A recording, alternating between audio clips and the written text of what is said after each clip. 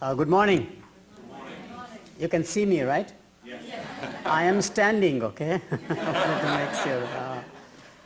My style is totally conversational, and usually I start about my name. I have been given a nickname in this country, Jag, like in Jaguar. And ever since that association, I've been dreaming of owning a Jaguar with a license plate, Jag's Jag. Actually, the dream became reality 10 years ago. I'm 70 now. I turned 60 10 years ago. Do I look 70? No. I don't feel 70, and that's because I'm in marketing. The first thing we learn and teach is it's all about packaging, right? Wayne talked about titles of the books, the same thing we do about ourselves. That Grecian formula 16 goes a long way, okay? I'll just tell you that. But I turned 60 10 years ago. I have two grown-up children. They're married, spouses are there, and they all conspired actually to surprise me on my birthday. I don't count my birthday. I remember it was Labor Day, September 3, whatever year it was. I went out there and got my AJC and saw this beautiful Jaguar parked in the driveway with a handwritten license plate, Jag's Jag, happy birthday, Dad. It was a rental car.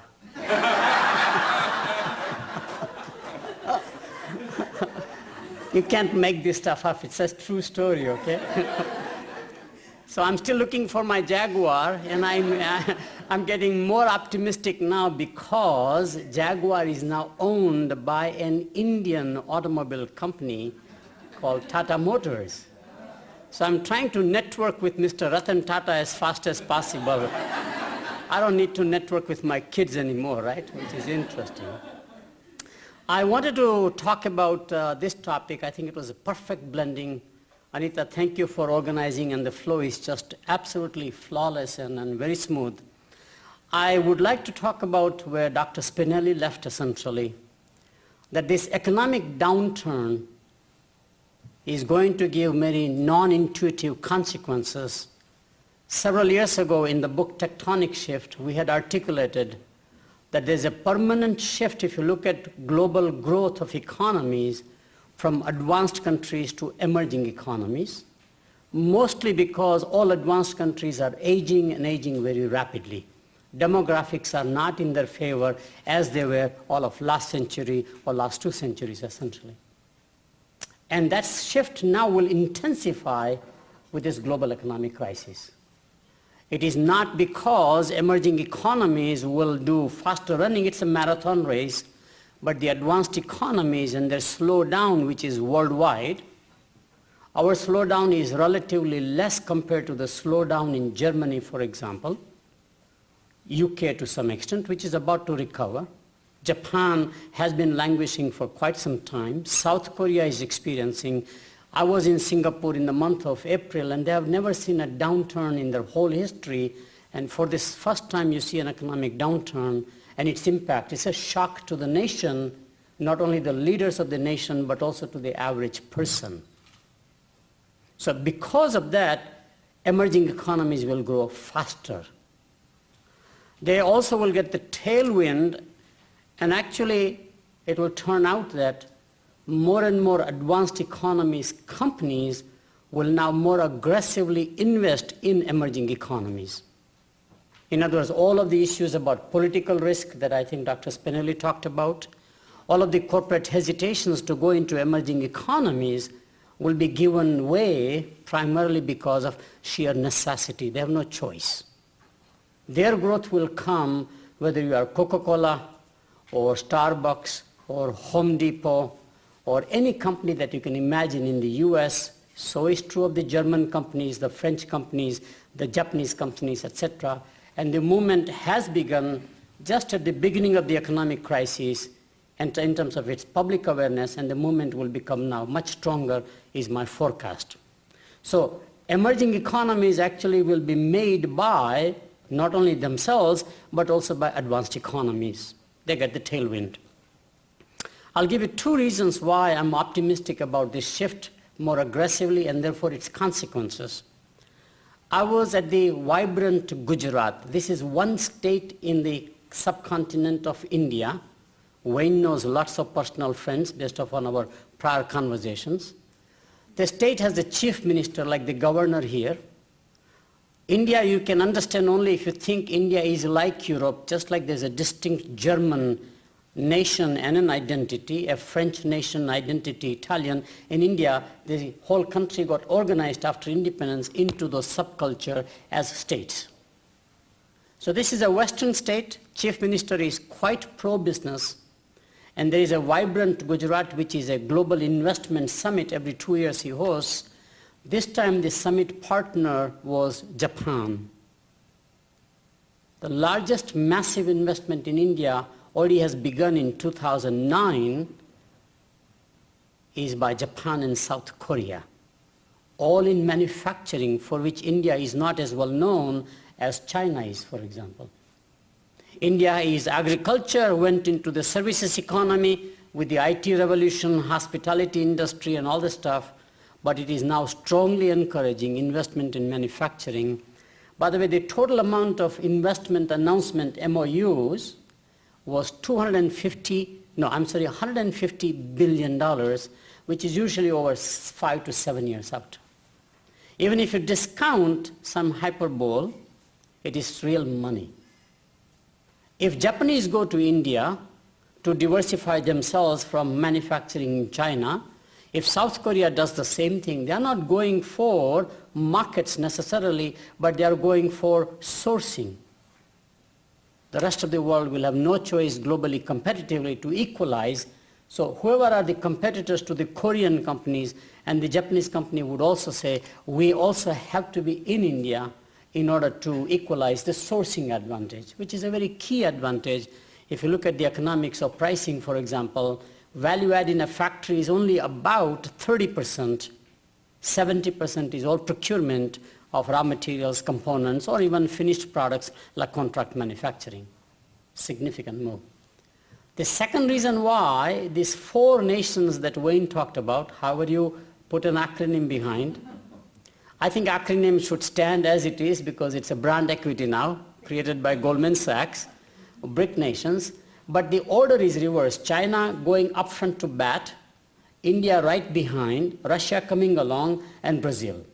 So the order-wise, while India and China may be in the limelight today, you will see very quickly the limelight being shared also by Russia and Brazil. And you saw that what happened, which is my second point I'll come to, which is the BRIC nations had their own summit last week, which is unthinkable, and there are some consequences which we'll talk about. The second reason why growth in emerging economies, especially in these 4 economies, and especially China and India, where I have more knowledge, and David, my colleague, will add much more about Latin America, is that they are creating new middle class for the first time, just as we did, in fact, last 100 years ago. To symbolize this new middle class, which is a generation discontinuity, I call it the call center couple. What's a call center couple? Both husband and wife have a college education, which is a worldwide reality in emerging economies. If you get educated, you have a college education because it is free and you stay home. So higher education is not that expensive. It is Ministry of Education and the government budget that funds it by and large. True in Europe. Only in US, we have much more, not only the state universities funding, but also, in fact, private universities like Emory University, which is coming, but so far, probably 90% of the education is higher education, Ministry of Education funded. So both get educated. Both have to work to survive economically. It is not like husband will be the breadwinner, wife will be the homemaker. And neither of them want parents to live with them anymore. Parents are a nuisance. They interfere in our personal lives, you know. We are tired of hearing that message, right? So parents that used to be asset are becoming liability, which says that in fact parents' home is not where you want to live, which means you have to either rent or own a house. So housing suddenly becomes a major industry growing in these emerging economies. First-time renters, first-time buyers. Cell phone is a necessity for both of them, and they cannot survive on a single cell phone. They have to have individual cell phones. They are first-time buyers of a washing machine, first-time buyers of a refrigerator, and first-time buyers of an automobile, which are the large economic multipliers in a nation, because that creates supply chain. For example, so many, like our automotive industry, automobile ultimately is the assembly point. You have a huge supply chain. And hence you see, therefore, affordability becomes a key issue in these nations, and you see the success of nano car under $2,000. Nano car of 21st century by Tata Motors is the same as Model T last century by Henry Ford in this country. It's the same phenomenon. Interesting, right? Now, the only thing that will be a showstopper about this inevitability of emerging economies capturing a higher and higher share of GDP is going to be the environment. It won't be the politics. It will not be the policy. Will not be the access to capital and other resources, but it's going to be primarily the environment. And so in the book that I have written in Chindia Rising, I made a very strong plea, as I saw Dr. Spinelli making the same thing, that the first industrial revolution, when we were going from agriculture to industrial, we didn't understand nature. We thought nature was inert, inorganic, because industrial raw materials takes thousands, if not millions of years to create by nature. Coal, iron, copper, alumina, whatever it is. So we thought nature was inert, non-responsive, and therefore we can extract nature without worrying about the consequences, or what now we call sustainability. So my next book I'm writing, actually doing a lot of research, is what I call nurturing nature. And where have we nurtured nature so that the nature gives back more than what we invest in nature to nurture it? We used to do that with children at one time, remember? In the agriculture age, a child, especially a male child, is a great asset, because at the age of 8, 9, both boys and girls actually run around in the farm, do the errand work. By 12, 13, they're full-fledged labor force. And they're also your retirement meal ticket. They take care of you. Have you done a net present value of having a child today? Young professionals, my job is to discourage you without having the pill, okay? This will scare you. Our latest statistics are showing it's going to cost you in US $250,000 of investment to produce a child, to nurture the child, 4 years of college education. And what do they give you in return? The ROI is negative, both economically, but also, in fact, have you seen they give you now more heartaches and headaches, right? Interestingly. The only one that I know where there's a positive return of investment in nature, we are basically into biological age, it turns out to be the cow. I got very curious about why people worship cow. While India is famous for that, the sacred cow and all that stuff, but it's prevalent among all agricultural economies. If you go back to that one, very prevalent in Africa. Both the family practice, the cultural practices, the religious practices actually will nurture that idea, because I find that the return on investment in nurturing cow is enormously positive, probably 7 to 8 times over the life cycle of the cow, lifetime of the cow. I'm not kidding. I'm doing economic analysis to show there's something real here, right? That's nurturing nature. Whether you nurture plants and vegetables, all living organisms, etc., we call it sustainability. That is going to be the key bottleneck, and these nations are now waking up themselves. It is not just the enlightenment of advanced economies like us, but emerging economies also believe, because now it is their self-interest matching with altruistic thing that Dr. Spinelli talked about. I thought his speech was extraordinary. Now, what are the consequences? By the way, before I get into that one more point. The largest investment, it will be less trade and more investment into these countries for whatever reason, but the largest investment may not be just the large enterprises, but also small and medium enterprises. There are enormous opportunities, And these governments are encouraging that. For example, at that vibrant Gujarat Economic Summit, Investment Summit, there was a huge delegation by Italian government, both industry and the government bureaucrats, because Italians have mastered the art of creating clusters. Italy is founded on small and medium enterprises to compete or coexist with the French and the Germans, for example. What's fascinating, and they were very willing to transfer the knowledge, the technology, how to organize to India. By the way, largest initiative in India is on SME sector, as it is in China and as it is among all emerging economies. So watch the SME sector, which may be very interesting. Now, what are the consequences? I know I'm running for time here. So here are the first major broad umbrella consequence is going to be what I call reverse globalization. Just think about that. It is already happening in the capital markets. Who are the people who are giving money to advanced economies, do you think, right now? Just the reverse. I mean, you would have never imagined 10 years ago this is possible. You know, Japan was always the lender to this country, treasury bills. South Korea became a lender, of course. Europeans did some lending. But today, the largest lender in the world turns out to be China.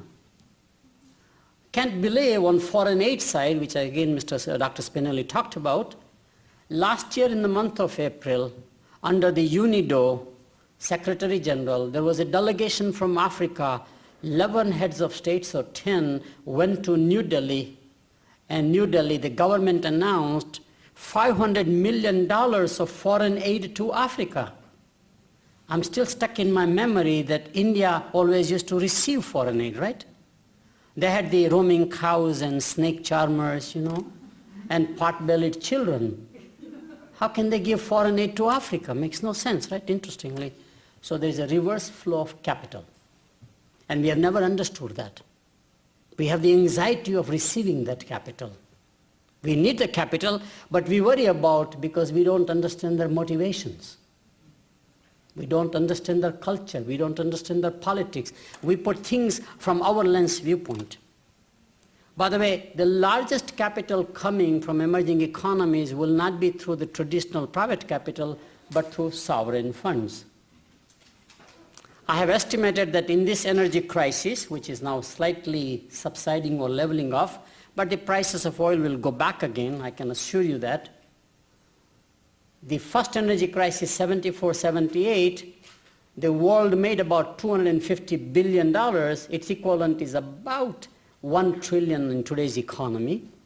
Most of the recipients of that windfall capital, which is our money we paid to have oil at higher prices, was mostly the Arab nations, primarily three, Saudi Arabia, Iraq, and Iran. This energy crisis and the prices that have gone up, the whole world will benefit, whoever has those resources, both gas and oil. So Russia is benefiting, so is Bolivia, so is Venezuela, so is Nigeria. Think about that. You know what's the worth of that extra capital they have? It just crossed $10 trillion. $10 trillion in today's dollar economy or dollar currency. That money has to be invested someplace.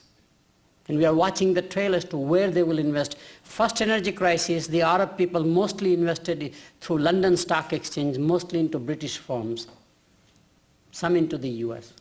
This money will be invested all over the place. So where are they going to invest? They're going to invest primarily, and there will be a race for natural resources. So you see China and India both racing into Africa. Have you seen the influence of China and India, especially China? Everything China is about 9 times more than India, 9-to-1 ratio. In 2020, it'll be 6-4 ratio roughly. India will come up strongly in terms of its global impact.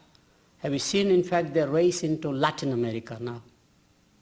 Caribbean and Central America, India having more influence, Latin America, David will talk about more into Argentina, Chile, etc. All for resources. Fascinating change.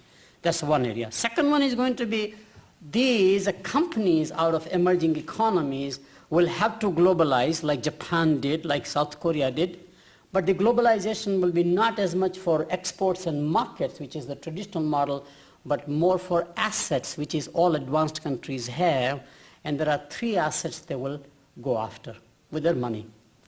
First one is brand names. We own better brands. We have created world-class brands, and India has no time to create brands yet. It's a very slow process.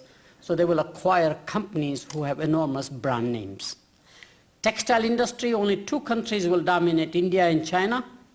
Already they are the largest producers and consumers. And India is acquiring all of the world-class textile garment brand names worldwide, mostly European, some American. Levi's is up for sale, and only two bidders are both Indian companies. Not because manufacturing capability, but it is all about the brands, which brands are highly valued in emerging economies. Indians love those brands. Chinese love those brands, which is interesting. By the way, the latest one I found was fascinating. I found surprisingly too. I never thought was possible, but I saw the picture. Some people have gone and talked, which I have not done. The hottest market in India is rural India, first of all, which is strange. Illiterate people buying cell phones and motorcycles.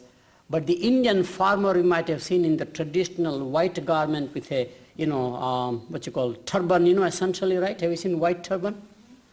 Now he's wearing Levi's jeans, which is a shock. Levi's came from the American farmers as a tougher thing, became a fashion statement, going back to its roots as farming market in emerging economies. Absolutely strange phenomenon.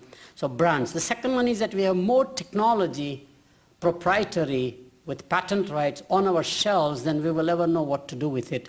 They are drooling over that as an asset. They know what to do with it, commercialization, and we are not able to do it. Second major asset. Third asset, of course, is talent, people. We have a very strong, talented population. Well-educated, hardworking, not just in America, but all over the advanced economies.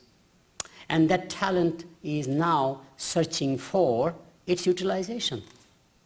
So they will invest here and revitalize advanced economies. Interestingly, like we would invest there and revitalize 30, 40 years ago. Just to show you this reverse globalization, specifically I call it reverse outsourcing. Wipro is a $5 billion IT company, like Infosys and TCS are the three big Indian names you will hear, competing globally with IBM, Accenture, and EDS, American three players, or Capgemini, for example, from Europe. Wipro has now committed to have 1,000 new employees, all in Atlanta as the first development center. Then they will have one in Austin, one in Richmond, Virginia. And they already ramped up to 350 people, probably will cross 500 people, all non-Indians. The old model of shifting work to India in outsourcing BPO IT services or bringing Indians to work here is obsolete. And by the way, I just did the orientation of the first set of graduates.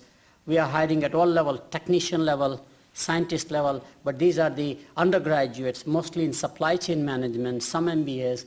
31 students were inducted as, orientation, 8 weeks of orientation. I did the original speech about what's happening in the world, very fast. All bright young people. I mean, the talent is just extraordinary, right? And Wipro as a company understands that the best thing a company can do is to make ordinary people extraordinary. That's the driving force. 93,000 employees, probably by the end of 2009, will cross 100,000 worldwide. Most of the growth in additional employees is not in India, but it is all over the world essentially. So that's a very important thing to figure out, and it's the consequences, right? And the last one is the reverse globalization is, remember Kipling made a statement, Rudyard Kipling, many years ago, East is East and the West is West and the twain shall never meet. He was dead wrong. He is dead and he is wrong also, by the way. First of all the Asian kids are just like American kids, okay? Not only in their dress code, in their behavior, hanging around, but also their values are shifting. But that's more like an export model. They're adopting wholesale, disconnecting with their own cultures in many ways, discontinuity of generation. But now we see Easternization of the world taking place. Begins with spirituality, humanities, arts, literature, entertainment, Slumdog Millionaire. Have you seen that? Yes. It is happening everything. But we will not adopt. First of all, we are more pro-change as Western economies, so acceptance will be quicker. There's no resistance by tradition, by religion, by culture, whatever it is.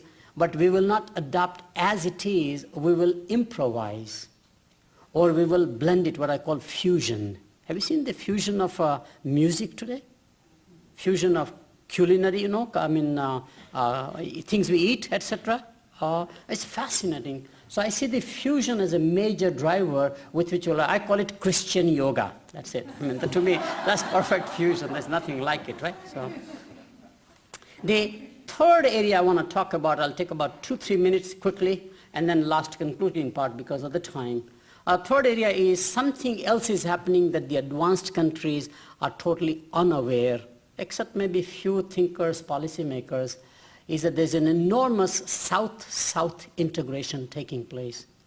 In other words, they're almost bypassing the North advanced countries by saying that we don't need your markets. We may need your technology, we may need your brand assets, your talent, but we will actually create economic growth for ourselves by aligning with other emerging economies. So the largest trading partner of Brazil now is China, not America or Europe. Largest trading partner of India, another South country, emerging economy, is China. This year it turned, not US. Largest trading partner, of course, Japan, is China, not America. Largest trading partner of South Korea is also China. It's mostly because of the outsourcing of manufacturing. So you send your components out, they do the assembly, you bring the products back, so the import-export goes up. Trade is very deceptive number. I've questioned that for 30 years, because most trade is mostly within the firm, intra-firm trade, where I send my raw materials out or components counted as an export. And when I assemble it, same company, I learned it at Motorola in semiconductor business, and when I import it back as a finished product to serve market, it's counted as an import. It's rising to about 30% of the total trade is within the firm, as it is called. So the trade is a deceptive number, and therefore I don't watch trade in the traditional sense.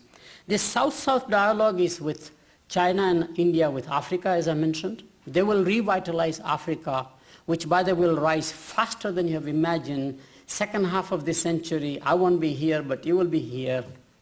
You will hear, just like today we are hearing about China, BRIC nations, you will hear about Africa. Africa will be in the spotlight and rising. Largest telecom equipment manufacturer in the world now is a Chinese company called Huawei. I will give you Indian comparisons. Largest scooter company is no longer an Italian company. It is an Indian company called Bajaj. There are counterparts. Okay, interesting. So it's both countries. And Huawei is building the largest cellular network you have ever imagined will be in Africa. There are 900 million Africans about to become middle class, from agriculture shifting into either services economy or manufacturing. And the governments of Africa are now beginning to understand that what matters to people, just as what's happening in Iran right now, it's all about economics. Even if you're a dictator, if you don't create an economic miracle, you will have a revolt or revolution against you. If you're a democracy, it's the same thing. If you don't create economic miracle, you cannot get re-elected anymore. It's the same problem. So all of them are learning, which is fascinating. So the policy and the politics are becoming much more allowing, in fact, more infrastructure, more democratization of wealth, essentially, and that's what's happening. And that's, I see the same thing in Central Asia, Latin America, David will talk about, and in the ASEAN countries. Think about countries like Indonesia, almost 200 million people, very rich in resources, or Malaysia, or Thailand. There's a bunch of emerging, they're getting together, which will have an enormous impact on advanced economies. My view is that the only way out for us is to participate rather than be on the sidelines, get invited. So it is no longer G7 becoming G8 after the communist collapse. Russia was invited, but actually the BRIC countries inviting the advanced countries.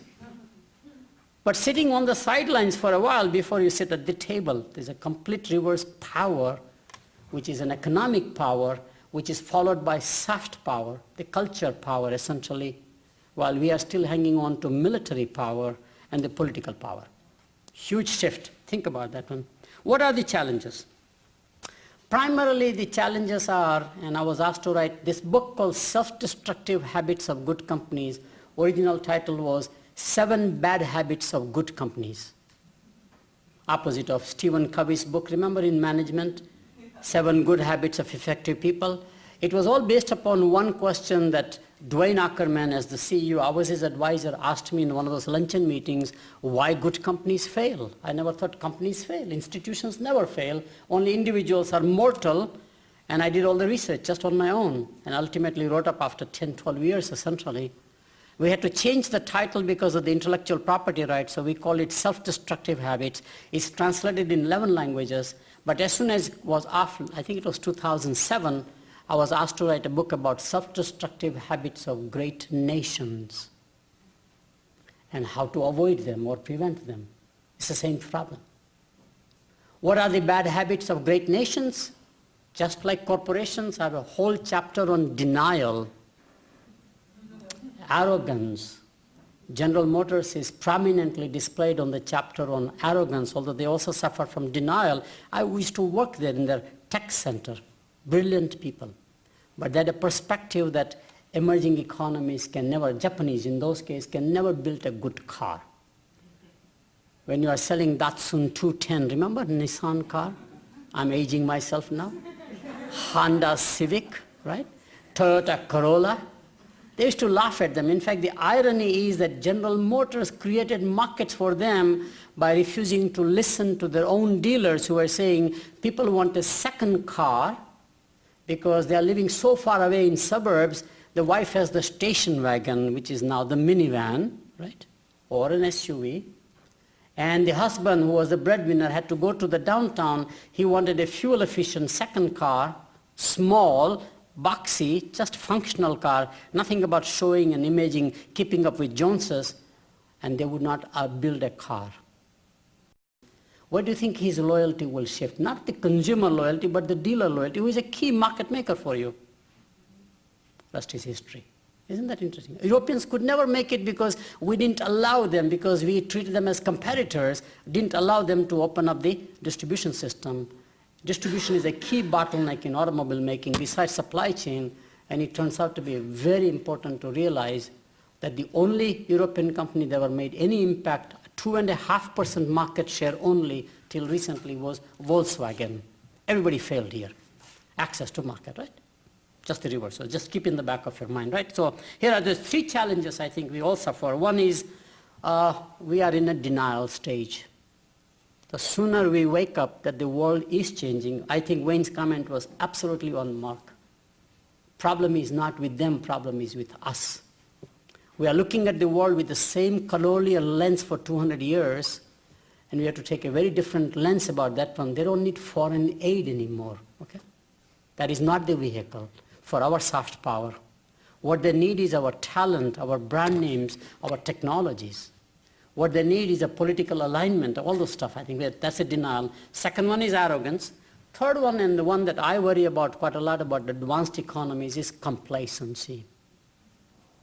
You know, the hard work that we all came as immigrants and worked. This is the country that gets more potential out of you than any other nation in the world, but it makes you hard. It makes you earn. When you land as an immigrant, life is not easy here.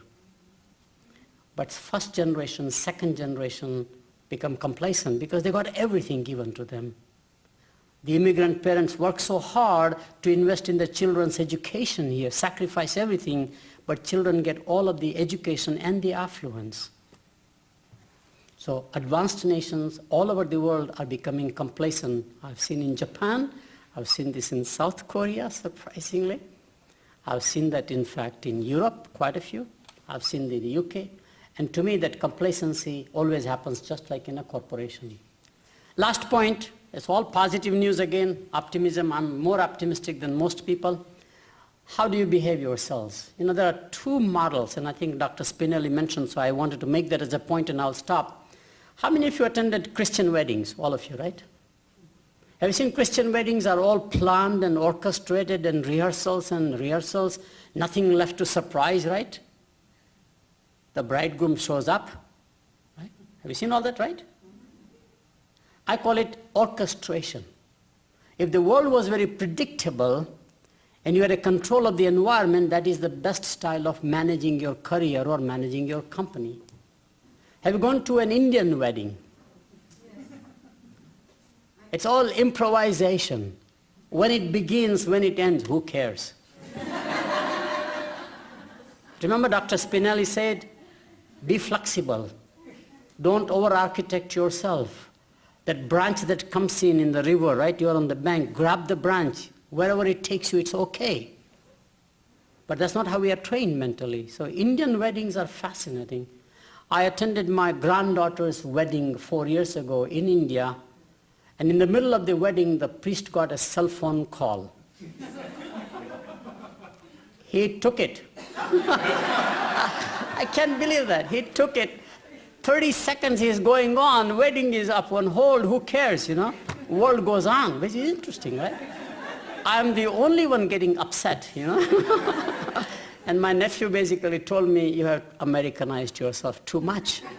That was his comment. See that neither their model of constant improvisation, which is very inefficient model, or our model, which is very efficient but not very effective, right? You need a blend of both. In fact, the next management book ought to be, how do you blend orchestration with improvisation? Right, pretty much. So that's what I wanted to make comments. Thank you very much. Let's see, despite my instructions from Anitha, I did try to bring some slides which might kind of illustrate some of our points. I'll start out thinking about taking a chance. This is now working? Yeah. I heard it suggested the other day that somebody asked, or said that Wayne Gretzky, the great hockey player, said that he missed 100% of the shots he never took. So you got to take a chance and jump out. And so I think we want to think about an area that's, well, mentioning Brazil, the thing is Brazil's more fun, right? And in fact, there's all the theories of the internationalization of the firm, but I've never seen a textbook that said international business is fun, right? Your neighbor went to Des Moines yesterday, you just got back from Hong Kong, right? It's kind of fun. And in fact, I recall a number of years ago a cartoon from Argentina. And Argentina, the map was on its side, so the country was going like this. And they just had a big collapse and everything. And up above it, they had a map of Brazil. And it was like a transfusion coming down, like a blood transfusion, right? And this little, he's a cartoon cat, Gaturo, in Argentina. And it makes a lot of, he's sort of Garfield with political insight. He's very good. And Gaturo says to the Brazilians, a transfusion of happiness, please. And you can get that from Brazil very easily. But I wanted to bring a few slides to kind of illustrate a couple of points. And it relates to the perspective. It was just suggested that we need to understand the way other people see the world. And they can't see what I'm talking about, so they're going to move to that's very fine. Last night I saw a news clip of President Obama at the correspondence dinner, and he said, I know that some of you have been concerned that I might make judicial appointments based on people with the appropriate empathy. And he says, I understand exactly where you're coming from on that point. And so there is something to be said about empathy to figure out where other people are coming from. That's why I wanted to step back. We've lost Dr. Spinelli, our historian, who might have appreciated giving us greater insights on stepping back and seeing that other people see the world differently. For example, how many of you remember the Treaty of Guadalupe Hidalgo? She does. 1848, I think it was. My guess is every 6-year-old Mexican kid up on Buford Highway knows about the Treaty of Guadalupe Hidalgo. Mexico lost over 1/3 of its country at the point of a gun, our gun. They remember, right? I ask Americans, when was the attack at Pearl Harbor? Starting now, we're starting to find a generation that doesn't know. But up till about 5 years ago, most Americans, oh yeah, 7:30 in the morning, December 7th, 1940. When did the Japanese surrender? You're lucky if they get the decade right, right? People don't know. Why is it we remember the loss and not the win, the victory, right? Societies, now we're all talking about 9/11. We talk about, what did we learn from Vietnam? We lost. And so we should appreciate that other folks have their own historical experiences. And that's going to create a lens, prisms, so that they can see the world. Back about 1991, I was at a dinner at the Fed. It used to be right down the street now. They've moved to Midtown. And they had the industry minister from Mexico here, Goizueta. This is before NAFTA, but after they'd started to open up the Mexican economy and the reforms under the Salinas administration. And he ended his speech saying, we're going to be neighbors forever. Doesn't sound too profound. But of course, those that had had some experience with Mexico in the past remembered, as I did 100 years ago, when Porfirio Diaz said, poor Mexico. So far from God and so close to the United States. They remember, right? We never had any Mexican troops march into Washington, but the Marines marched from Veracruz to Mexico City, right? General Pershing chased Pancho Villa all over Chihuahua and Sonora. Mexicans remember that. In fact, as I heard about an Israeli ambassador who'd been in Mexico, and he'd heard about the idea of poor Mexico, so far from God and so close to the United States. And he said, and poor Israel, so close to God and so far from the United States. So let me say a few things about our perspective. Is that our perspective of the world? Right? Americans don't have a lot of maps around, but when they do, often we got Greenland bigger than Africa, right? We take in the globe and we made it flat. Greenland is actually about the size of Mexico, but you don't see it there. Maybe, that's a little better shape maybe, but Greenland still is about twice the size of Mexico on this map, but I call this the European view. Why? Europe's in the middle. Have you seen maps in the United States? If there's a big, they'll split it here, right? Talk about crazy, right? And it puts the Western Hemisphere in the middle. You've seen those maps, huh? All right. We can adjust for the fact that the world is actually round a little bit, right? In fact, does this map look right? Looks kind of weird, right? This is a Peters projection, which in fact, on a flat surface, captures the relative size of the different countries better than any other flat map. And that's why it looks weird to us. If you had a nice globe, it wouldn't look so strange. How about this view?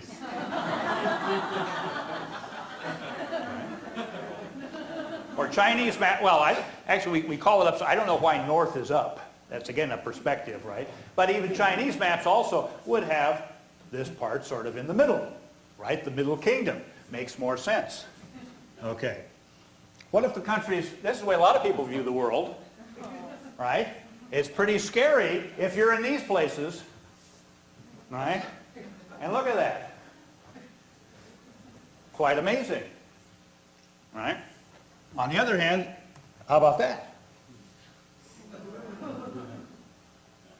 Interesting is if you see maps that have the relative size of countries by their population from 2,000 years ago,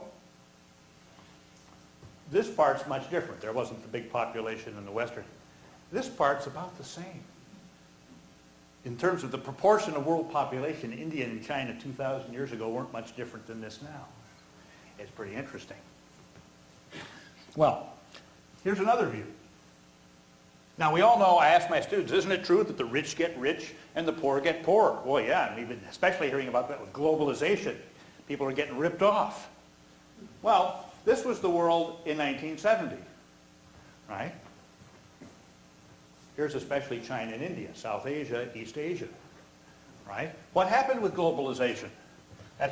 Well, I noticed that Dr. Spinelli said that now the poverty level is $1.25. I'm just calculating it on the basis of $1. It's inflation. That's it. Look at this.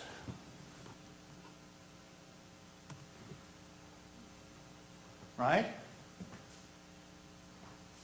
More people have risen out of poverty in this last 30 years of globalization than any other time in history. Now, even though obviously the percentage can go down, but the absolute number might go up, the absolute number has gone down as well as the percentage, right? So look at this. These people are in the middle now. And a lot of these people are the middle class ones that he was just speaking about with tremendous buying power. Look at our regions. I want to talk about Latin America today. Here's Latin America, like Eastern Europe. It's everything, right? You don't want to lump it all together. I mentioned the Mexican industry minister. You remember a number of years ago we all got upset because we thought those old cartoons from the 40s, were insulting Mexicans because we had the Frito Bandito and Speedy Gonzales and so forth. And there was a big discussion in this country about being politically correct. In the meantime, the Mexicans, trying to facilitate the attraction of foreign investment, came up with a program which said, if you apply for permission to do an investment in Mexico and you get no answer in 45 days from the bureaucracy, the answer is yes. Trying to eliminate the need for bribing people and so on. You know what they called that service? Speedy Gonzales. Speedy Gonzales. So the Mexicans had more, better perspective on it perhaps than we did. But here's another view of the world that's pretty interesting, right? This is comparing the income level with health based on infant mortality. Well, what do we see here? Each of these regions, yes, this is Africa here, but here's South Africa. I mean, there's a huge difference within countries, right? Obviously, we see China and India. And in fact, if you looked at this over time, all this is moving. So the differences between regions are being reduced. There are huge differences still within countries. But we shouldn't treat Ghana as South Africa or Bolivia as Mexico. They have a lot of differences, and some of those differences are the result of policy decisions that they made. Since I know our topic today was are new policies coming, I wanted to talk a little bit about that. Well, obviously globalization has involved a lot of things in culture, politics, and economics. Have you noticed that the Chinese restaurants in Atlanta now have sushi bars? Mentioning fusion, right? What's that all about? Steakhouses in Argentina have sushi bars, right? So there's a new kind of cultural globalization that we don't hear about as much as we hear about the economic side. I mean, for example, back in the 80s, the number one reason that college students took Japanese, if they were taking the Japanese language, they were business students. Japanese management. Fantastic. You know the number one reason today that a college student is going to be taking Japanese?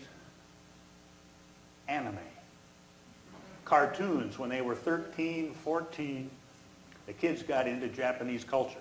And of course that culture transferred more easily than other things from Japan, where the language is a barrier and so forth. I guess because dubbing in cartoons, you even don't have to have the mouth work very well, right? It became something. My son got into Japanese, studying Japanese when he was about 13 because of anime. Last week he was in Japan. He's now in Shanghai. Asia is the future. Latin America, his father's work is in the past, I guess. But at any rate, so one thing I want to suggest is that when we think about the impact of globalization, we should view it at 5 different levels at least. Right? We hear about the individual. The firm is here. although some would say it transcends the nation. It's here, right? The national level, subsystemic like regional integration and global culture, technology, and global organizations like the World Trade Organization would be up in systemic. But what we want to do is talk a little bit more today, finally, then, about this level, right? About countries. Do countries still matter? Thomas Friedman, when he talked about the world as flat, he suggested that the driving force of globalization, what he called 2.0, the last 2 centuries, was companies, and the shift now is more to individuals and small groups. I mean, here we're talking about the Spanish colonial empire and then the British and so forth. But I would argue that through the last half of the 20th century, countries still were playing a big role in how they related to the rest of the world, and that's what we want to talk about in Latin America. And that is the idea here that in the post-World War era, the focus for many developing countries, first in Latin America and later in Africa and Asia, was import substitution, industrialization. Now the term's kind of backwards because it doesn't seem clear, but what we're talking about is substituting locally produced products for that which you used to import, using tariff walls to promote the local scene. And that was promoted by the UN Economic Commission for Latin America, ECLA. That view got kind of globalized by the 70s in UNCTAD, the UN Conference on Trade and Development, as newly independent Asian and African countries came on the scene. But the Latin Americans took the lead. But then in the 70s, we had a break-off with the regime of General Pinochet in Chile. And a lot of people think that the overthrow of the Allende government in 1973 had to do with rejecting the socialism of the 70 to 73 period in Chile. That wasn't so much the case. What the Chicago boys did, the economists trained at the University of Chicago in the mid-70s in Chile, is roll back the Chilean model from before the Allende socialist or communist model, the import substitution industrialization. And in fact, I was speaking with Fernando Lenis, who was the economy minister for General Pinochet in 73 and 74. And he said that the different folks came with plans, and there was a group at the Catholic University who were called the Chicago Boys, who studied with the free market people at the University of Chicago, and they came with a plan which was to really open up the Chilean economy. And they announced some of these, they decided to go in that route. And the minister said the next day he gets a call from a former president of the Republic, which I guess had to be Jorge Alessandri. And he said, Fernando, what are you guys doing? Whatever industry the former president's family was in, you lower those trade barriers, we're dead meat. It's got nothing to do with getting rid of the communists, right? We've grown behind those protective walls. Please don't bring them down. So that's what happened in Chile. Later, the Mexicans start by joining GATT and eventually thinking about NAFTA. Argentina does it, however, in a more democratic mode in the 1990s. The Brazilians move more slowly. I know we don't have much time, so let me just mention a couple other things. What we're saying is, if we take the early 2.0 of Friedman, right, the second half of the 20th century, you had some choices. The communist model, the command economy of the Soviet Union, a more corporatist style, which is what they had in Italy and Spain in the 30s, but we didn't call it fascist anymore because it kind of had a bad public relations brand name, right? But it was a development strategy. We shouldn't confuse it with the Nazism of Adolf Hitler, because in Germany it was not a development strategy, it was a recovery strategy, different thing. But a kind of corporatism, the idea of silos. Let's reduce the tension between different segments of society and have the state run things down and deal with labor, deal with management, deal with agriculture in a corporate style. And some of that went along with import substitution, industrialization. But in the meantime, what happened in East Asia? In Japan, then in South Korea, Taiwan, Hong Kong, they said, yes, we're going to protect some industries, but we're going to have a short leash. You got to start exporting soon. And we're not going to restrict the import of capital goods, of the latest technologies, or otherwise you end up being perpetually inefficient and obsolete. So that's why I call it ISI plus an exporting focus. Right? Then we have the collapse of the Soviet Union. Friedman called it the golden straitjacket. Others, the Washington Consensus, are neoliberalism. You have to remember that liberal in most of the world is the opposite of how we use the term here. It means, because it was liberalizing in the late 19th century, less government intervention, right? Step back, more like we think about liberal social attitudes, right? Neoliberalism in the 90s, right? Some said, no, we need to temper the impact of capitalism opening up. It was the third wave, the discussions between Clinton and I got a mental block now in Britain in the 90s. Yeah, Tony Blair and so forth. We're going to put a more, so just like we had back earlier when Dubček in '68 was going to put a human face on socialism. Or President Frey in Chile in the 60s put a more human face on capitalism. We had another cycle of that in the 1990s, right? But some have said, no, we're going to go toward what some have called neo-structuralism, more state control, state capitalism, maybe even renationalization of things that have been privatized, as we see that globalization is kind of complicated. We enter this, in the early 90s, two views of the world, right? The Samuel Huntington from Harvard said, you know, the people in Bosnia don't care if they're communists or socialists or any of those isms of the 20th century. There's religious issues, there's ethnic issues. Muslims, Orthodox, Roman Catholics in Yugoslavia. Meanwhile, his former student, Francis Fukuyama, writes, no, it's the end of history. Right? Anybody with an IQ higher than cabbage can figure out that free markets and democratic politics are the way to go. It's obvious, perfectly obvious. But it's complicated. Why? Because when you put up tariff barriers, all the benefits are at the beginning. The benefits for the politician, you're protecting us from those evil foreign investors and controlled by multinationals, right? Local business people say, yeah, now we can start our own companies. They team up with labor. They're on the same page. Keep the foreign imports out. All the benefits economically and politically are at the beginning. 5, 10, 15, 20 years later, what do you got? Non-competitive industries, hyperinflation, right? The consumers are taking it.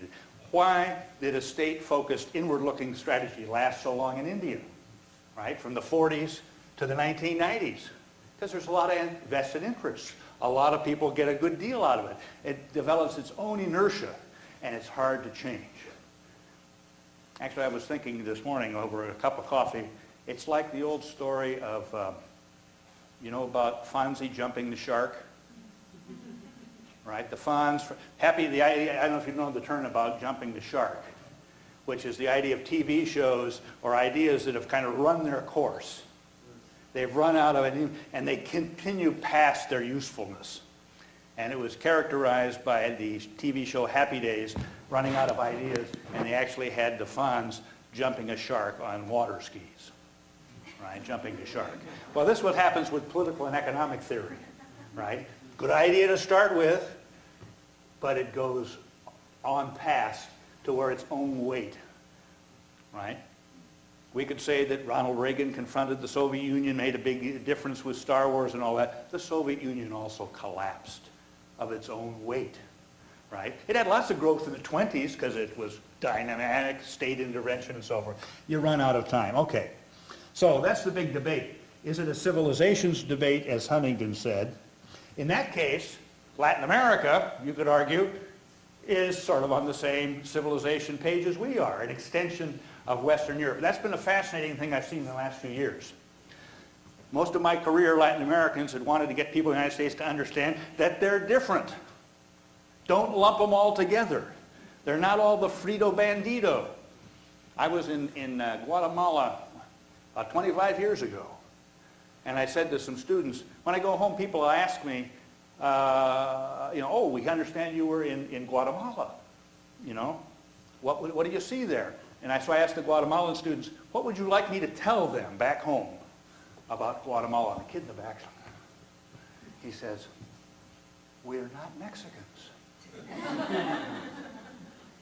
It wasn't pejorative, it was negative, it's just, we're different. It's a different country, right? Guatemala is not Mexico, right? We want respect. Now, what we're seeing is Latin American business people coming here to the United States and saying just the opposite. It's fascinating. They're saying, hey, look, guys, India, that's weird, right? Other end of the world, very China. You can't, we're just like you. Western European language, extension of European culture, come on down, right? Have some wine, have a steak. It's just like, it's amazing. I've seen how much we're all on the same page now, except Hugo Chavez, of course. Okay. So the Washington Consensus said, open your markets, deal with the macro. Now the interesting thing is that, again, this was a great idea, but with the opening, the opposite of import substitution industrialization, with the opening of your economy, all the pain is at the beginning. Imports flood in. People lose their job. It's tough, right? All the pain's at the beginning. The politicians can't ride it out. You privatize state-owned enterprise. YPF, the oil company in Argentina, was the only oil company in the world that lost money. It had 55,000 employees. It was privatized. 2 years later, with 5,500 employees, it made money. And we said, well, but we got high unemployment. Well, of course, that's the whole idea. All those guys who had a job at YPF because they were nephews of some politician ought to go out and do something. They had so many public employees. They had people sharing the same desk. Executives coming in at different times of the day, right? Because they all got jobs because of their uncle. But having said, that other 45,000 people ought to do something more constructive. Great. But they were thrown out into a society that didn't have the Small Business Administration, didn't have OPIC, didn't have loan guarantees, didn't have seminars on how do you start your own business, didn't have a culture that you could go bankrupt and your whole social network will deal with you as a pariah. They didn't have all that. And so they had real tough unemployment. And after a while, the politicians can't survive that. And so that's why the opening is so tough. It's not that the opening isn't better in the long run. It's that it's hard to get to the long run, and therefore you're going to do something different in the short run. So there was a lot of debate about this Washington Consensus about open markets. Some said you got to do it better. Some said you got to revise it. Some said we got to get on to the second level of reforms in terms of the culture and the institutions. Don't just open it up. We saw that in the case of the Soviet Union, right? With Russia, they tried to change everything all at the same time in the early 90s, and it was chaos. It was tough. The Chinese have said, no, we're going to do one. Economic change. Now, what we don't know is, are they going to do one and then the political, or do they do the economic reforms so they don't have to do the political? Those are two different possibilities. In the meantime, of course, things were happening much differently in Asia, and we've talked about that, so let's not do that. So what I want to point out is that no matter what policy issues come up, there are still some fundamental things that people learn when they're a kid. It's in your gut. So that, for example, when the Brazilian military overthrew Goulart in 1964, they said they were in favor of laissez-faire, they were going to stop the communists and the terrorists and things that were going on. They expanded the role of the government in the economy. Why? When the philosophy said just the opposite. It's because they were Brazilians. Right? They'd grown up in a society that was hierarchical, right? State-run, not to mention that they were military guys and they believed in running stuff from the top, right? So you could say, let's put a new philosophy on it, laissez-faire, but they didn't really believe it. What they had learned, in their childhood is what they continue to do. So what I'm saying is that the question is, do you believe that development is linear? And the only difference between developing countries and developed ones is the developing ones are following the same path and they're further behind. But others have said no, right? In fact, capitalism or globalism today creates more inequality, and therefore it's a problem, right? More engagement means less growth. Or do they believe that growth is possible, you can engage, but you got to have more control from the center, state capitalism, to make it happen, whether it's an ideological conclusion or simply a practical one like we may have today. So what I'm saying is that we've had these adjustments. Let me go on here because we're going to run out of time and just say a couple things about a few Latin American countries, how they've reacted to this sort of thing. Chile. Say Chile turned things on its head, but what they were changing was not the communist system of the brief period, which was 1970 to 73, but the import substitution state capitalism of the past. They did it dramatically, but they did it, some would argue, too dramatically because it involved two things. One, political repression, horrible. And number two, they didn't have the new institutions, so they ended up with their own banking crisis in 1981. Once they'd adjusted that, now we have a President Brasselet, who comes from the Socialist Party, but she's committed to leaving the Chilean economy open, to being competitive, but she's trying to backfill with the social safety net, but not change the model as a whole. Mexico had one-party rule. They slowly used the power of that party. In essence, President Salinas had a coup d'etat inside the party, the PRI party, and said, the model has run its course. We've now got to start engaging in the world. And that's what they did in Mexico. In Argentina, you had a more dramatic, again, they had, in essence, a coup d'etat inside the Peronist party. The Peronist party that would have been the most nationalist, the most inward-looking under President Menem did just the opposite. About 1991, I helped organize a luncheon over here at the Commerce Club with the then foreign minister, Guido de Tella from Argentina, part of the intellectual left wing of the Peronist party. And he said, I think meaning that intellectual part of the party, concluded that if socialism wasn't good enough for Gorbachev, it isn't good enough for us. We got to, the Cold War is over, the U.S. won, we got to get with the program. He even said what we want is a carnal relationship with the United States. He got teased to no end about that. He was this very distinguished kind of Argentine fellow. But it was a real flip-flop, but it was the same party. You had to have the power to make it happen. And the Peronist party did that in Argentina. Now they're flipping back the other way. Brazil moved more slowly. They had some presidents die and one get impeached and so forth, so political change was slower. But they've done it in a more calculated way. And what should I say about that, global insertion? A couple of years ago, let me just finish by saying that I had students at the American consulate, used to be the embassy in Rio, and it's good to go there in August because the Americans aren't there. You get the local staff. So I get a Brazilian fellow that knows what's going on. And at that time, there was a stall in the negotiations for the free trade area in the Americas, right? And he says, in Brasilia, because the foreign minister is the trade negotiator, not like we have the USTR. And they said, around the foreign minister, I'm thinking, all of the left-wing ideologues from the Workers' Party came to Brasilia with President Lula. They're opposed to globalization, international capitalism, you name it. But no, he finished his sentence. He says, around the foreign minister are guys representing all the key industrial elements from Sao Paulo.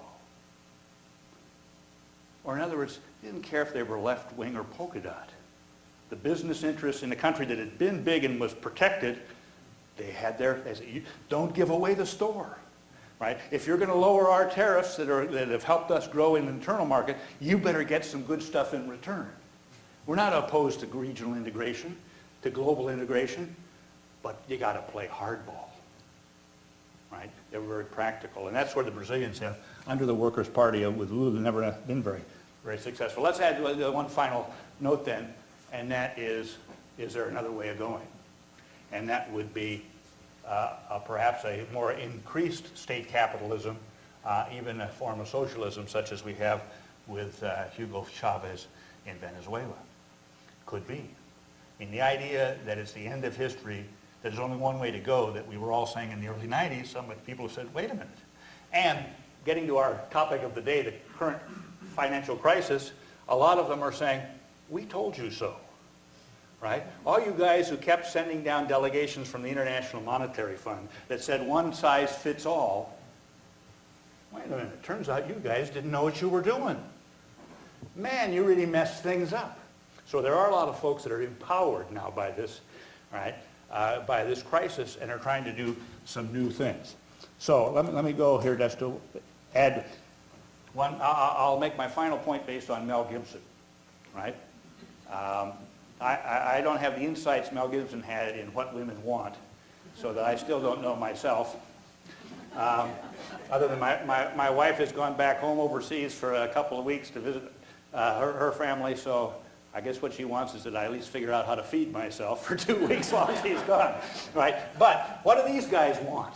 What do they want, right? And here's some things to think about. One is they want trade and investment policies that work, right? Some are kind of post-ideological. It may fit their preconceptions, or it may be that work and keep us in power, right? They're going to have some local payoffs, increase their legitimacy, their election cycle, these were mentioned earlier, right? They're going to get some sovereignty. We're talking about the Rodney Dangerfield syndrome, right? People want some respect, right? If you don't mean it, at least pretend, right? And show us some respect. We want to be part of the table, right? Real or at least observable.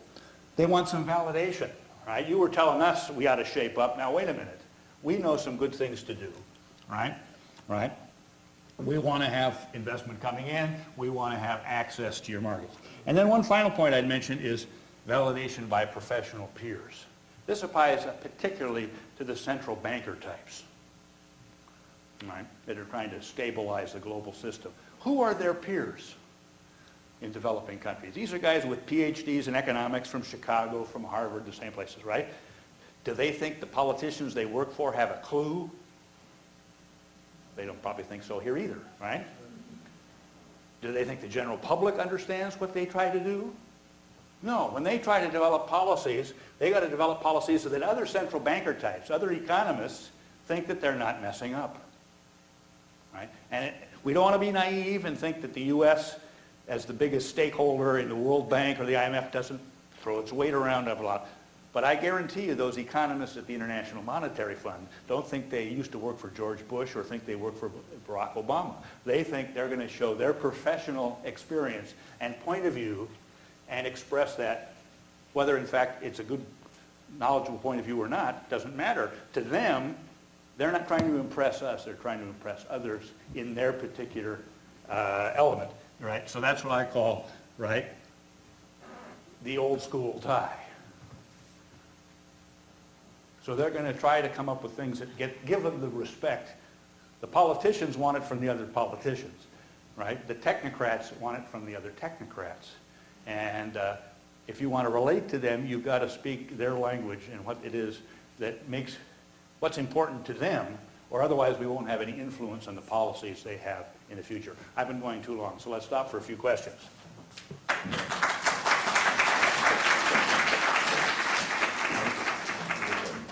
You mentioned the BRIC conference. As you well know, the major issue there, which is at the heart of the old paradigm, is this issue of an advanced financial open market. You know, that's the definition of a development. And the big debate at BRIC was this issue of the reserve currency issue and the issue of what form that would take. Now, as you probably know, at a very similar time before that conference was SCO. And at SCO, the same issue came up, and I want to just phrase this, and I'll be very quick, Wayne, because I can see you concerned because you know how long I go for these things. But at SCO, the whole thing was they started premising the idea of a regional currency basket. And the issue is twofold. First of all, whenever you see like World Bank tables, they all talk about 5 years till you have open markets, and the reason that the Renminbi will not go anywhere is because they won't have the open markets for 5 to 10 years. But at the end of the day, that seemed to be the major thrust of the BRIC and SCO thing was. and if you go from the other side, the Middle Eastern countries will say the major reason of the oil downturn was their linkage to having petrodollars. The dollars mangled them. And now with this huge amount of indebtedness, there is a push now for a drive of a necessity for more than one reserve currency. Do you think that the pushback of where you don't have open markets, you don't have sophisticated advanced economies, is going to keep them shut up, or the necessity that if you were going to get the Middle East back in the game, off the fence, they're going to want to have more than one, even if it's only just to have different pricing for oil, for example. Iran and Russia are already talking in those terms. So could you address that issue? Because it is at the crux. If what you're saying is going to happen, we have to come to terms with that issue. I hope you agree. Sure. I'll make a comment, and David has a lot of knowledge, so he can participate also. Actually, I wrote about this in the book, which is why I'm a little more confident about my view. Wherever there is a regional trade, largest trading bloc is European Union, about 1.5 trillion. And with the open market now, European Union, the trade grew between Germany and France, for example, more than Germany and America or French and America, for example. So you need a currency from a hedging viewpoint. Makes transactions easier. So I was anticipating as the Asia becomes the largest trading bloc with Japan, which is a large economy, South Korea aligning with China, India, ASEAN, they will need their own currency. So that was my idea. I was thinking that Singapore dollar could rise to that occasion. Not going to happen, like Swiss franc. There will be no consensus about Japanese yen, nor maybe Chinese yuan, renminbi. I don't think, let me tell you where am I going, just I will set it up like you have done. I think you set up beautifully actually, I really enjoy that. I don't think what the Europeans did, which was to topple the British pound, which Mrs. Thatcher bitterly complained in the European Union integration to get away from the dollar essentially, I don't think it's going to happen. These nations have the power, but I don't think they will topple the dollar, okay? They will plateau the dollar, have the dollar come out gradually because so much of investment will come here. So their own investment will be in jeopardy is the reason why. It's self-interest essentially. What they will do would be to probably go for a portfolio of currencies. Whether those are special drawing rights at the IMF, central bank as a one architecture, or some other mechanism, which is where they are struggling as to which is the right mechanism. My own view about this phenomenon is that I think we will probably, the biggest issue is the following, and I'm doing research actually with some finance professors. Everything risk-adjusted return that we calculate for stock market, the only measure for risk adjustment is U.S. Treasuries. And I'm saying, who said U.S. Treasury is the monopoly on lending? Okay? Which is where the hang-up is. So I'm saying that what we need to create is world's treasuries, some fashion. Each country has their own treasuries, and the market basket of treasuries defines the risk. Bill Sharpe got the Nobel Prize for risk-adjusted return theory, but I think your point is so valid. These theories are obsolete. And I think more and more we simply say how quickly we give up the old theories in policy, in economics, in business, the better off we are. So my view is that I don't think they will topple the American dollar. They will gradually fade it out essentially. In about 20, 30 years, the prominence of the world being measured on US dollar economy, whether it's a petrol, or products that you make, is not sustainable. Let me tell you where am I going. Just last comment and I'll shut up. For example, in my company, Wipro, I have publicly debated when your revenues come in US dollars and your costs are in Indian rupees, you have an untenable position. Who said that you have to quote to the American customers in American dollars? Who said that? If you're going to be cost plus pricing strategy, then you better understand your cost. If it is in rupees, if the Indian wages go up, if the inflation goes up and all the stuff, you are stuck with that. You are taking the risk. Just because the American customer does not understand Indian currency doesn't mean you have to bid in their currency. Are you with me? Where am I going? So now more and more actually in a pharma company, they are no longer bidding in the US currency for Japanese customers, for the continental European customers or the UK customers, for example. We are basically either bidding in the local currencies, or bidding in fact in Indian rupee. That is a price contract, right? To me, that is how it will be faded out. Business will basically simply say, we don't have to price things anchored to the US dollar.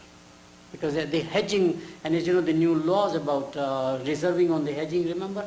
That's how they're bankrupting themselves. The risk is just going up on your balance sheet, and suddenly you see huge, enormous paper losses, right? Your equity collapses in the process. Your debt becomes, it's a vicious cycle, so they're going to back off from that. I'll stop here. I'm sorry I spoke. Yeah, I was just going to say, the question is how we can have exchange rates provide their intended function, shall we say, which isn't simply to facilitate trade, but also to provide a kind of cushion. Argentina pegged its currency to the dollar in 91, and mainly for psychological reasons, so people would feel comfortable, not only foreigners, but the local folks. But it was a bit like the jumping the shark. It lasted too long. I mean, we talk about Argentina as the poster child of the IMF. Well, there's nothing free market about a fixed exchange rate, right? But they fixed it. In fact, I was on a panel in 96, I guess it was, in Argentina about whether the euro would be coming into play and what they should do. And there were two guys on the panel from Hong Kong, which had also pegged its currency, and they wanted to see how well the Argentines were doing, which looked well at the time. But the point is, we forget is the dollar appreciated during the 90s, which killed Argentine exports because they were pegged to the dollar. In the next decade, the dollar depreciated. So some kind of basket might make sense. The plan in Argentina to try to slowly back off the pegged currency was a proposal with a basket in currencies, incurring some euros too, so that when the exchange rate can adjust to shocks, their currency collapsed before they made that transition to kind of wean themselves off the dollar. So eventually some kind of basket and average is going to be where we'll probably have to go.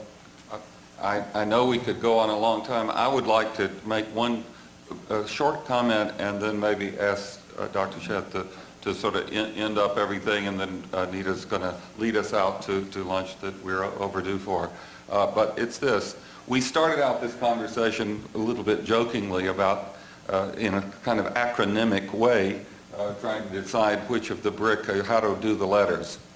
But I think it seems to me we talk about acronyms and regional groupings and baskets of currency and so forth, and of course those dynamics are very powerful. But I certainly submit that we also have to disaggregate the acronym. We have very powerful political, cultural, and other forces that are operating on a national basis.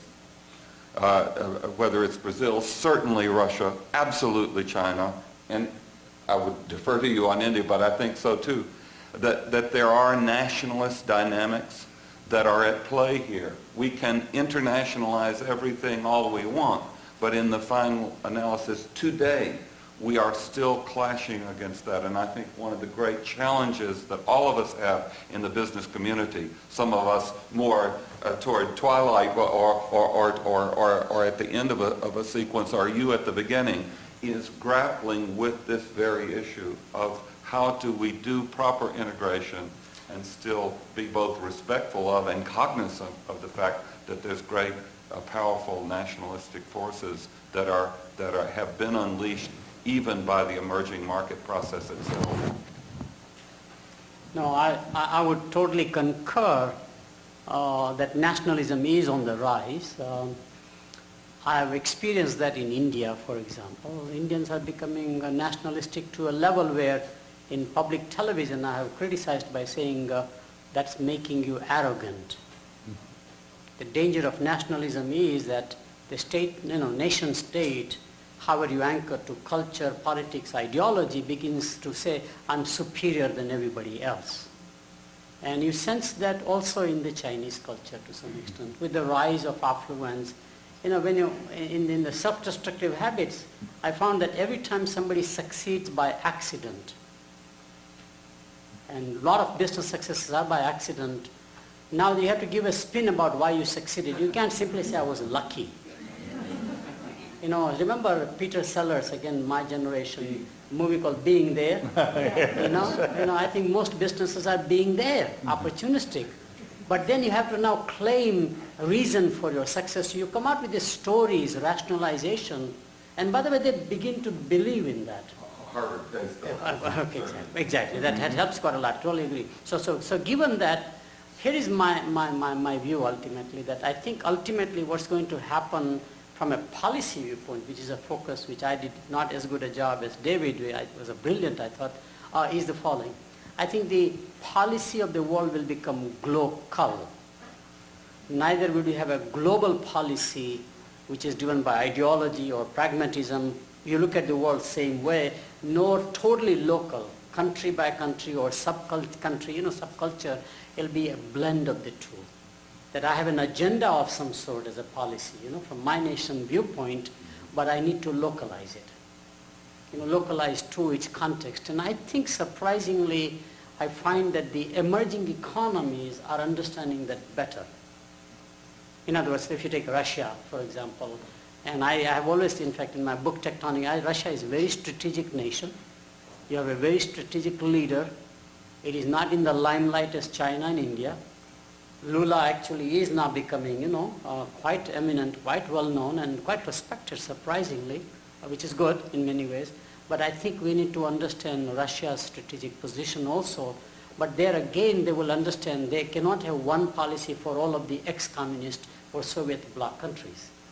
They have to localize it. They will be very selective. They have to be localizing, etc. David, David has more experience. Well, I think the key thing is Dr. Spinelli mentioned the Marshall Plan. And clearly, from a humanitarian as well as our own self-interest, that, it was brilliant. But I think that we have a problem in this country is that we always think a little aid, right, can make things happen. And lots of developing countries, they think the problem is that the big guys have been holding them down, and the international system, the powerful nations are the problem. And clearly globalization has a big impact. It affects us all. But I think the history of the last 50 years shows that the number one thing is what you do in your own house, right? 1960, Ghana had the same per capita income as South Korea. It doesn't today, right? The South, and in other words, they didn't turn away from globalization. The South Koreans did something, they're using their own culture and their structure to take most advantage of it. And for example, if you take most of the, you can look at economic growth rates from before World War I and predict where most of the major countries were going to be in 1960. Which is to say, what says to me, which is to say that Germany and Japan would be number 2 and 3 as they were in 1960, right, is that it's not that the Marshall Plan reconstructed Europe and Japan. It's the opposite, that 2 world wars and a depression didn't keep the Japanese and the Germans down. Within 15 to 20 years, they were back where they were going to be anyway, because they were efficient, highly educated, highly focused on health and so forth, societies that were very competitive. And you got to do it yourself. And if more and more developing countries realize that the more they have their act together, they'll be competitive globally rather than blaming globalization or the crisis or the developed countries. Those are the countries that are going to be the most successful. Excellent point, and a wonderful one to end. And would you please join me in thanking these great scholars for their